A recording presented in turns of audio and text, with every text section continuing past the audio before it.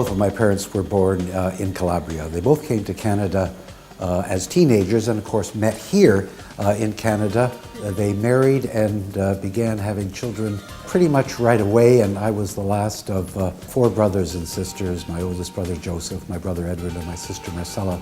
The environment that I grew up in was a kind of Irish, Canadian, Catholic community in the north part of Toronto. Now, I have 6 children, I have 13 grandchildren, so the family continues to grow into the 4th generation. Even from a very young age, I'd always been interested in politics, in the public sector and public issues. It wasn't very long after I graduated, practiced law for a year or two, that I was invited to be a candidate for a struggling Ontario Liberal Party under David Peterson. I happened to win my seat, and Peterson decided he'd take a risk and put me in his cabinet, and that was the beginning of my career. As far as accomplishments are concerned, you know, it's tough to evaluate yourself, but very proud of the 4 years that I spent as our government's finance minister.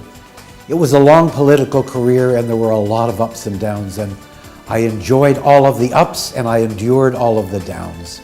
And then to be appointed as Chancellor of my own alma mater, I'm a graduate of York, both Glendon College and the law school, and to come back to York as an Italian Canadian who made his way through politics and then is at the head of Ontario's, Canada's 3rd largest university is a tremendous honor for me. What has contributed to my success? I've just written a book about my time in politics, and we'll see whether or not that's a success. A more cohesive society is part of my aspiration for the future.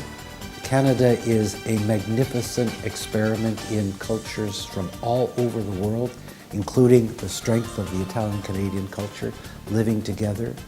I would like to see us to be a model for the rest of the world. I think it's important to highlight the achievements of Canadians of Italian heritage.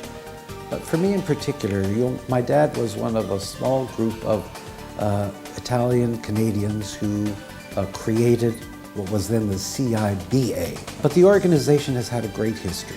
And so for me, as his youngest child, to be receiving an award from the CIBPA is so touching. But the real pioneer in our family was my dad. Hundreds and hundreds of Italian immigrants made his office or his home their first stop in trying to get advice and direction, and he was responsible for helping to craft the Italian-Canadian community into a force for real positive good and benefit to the city, to the province, and to the country.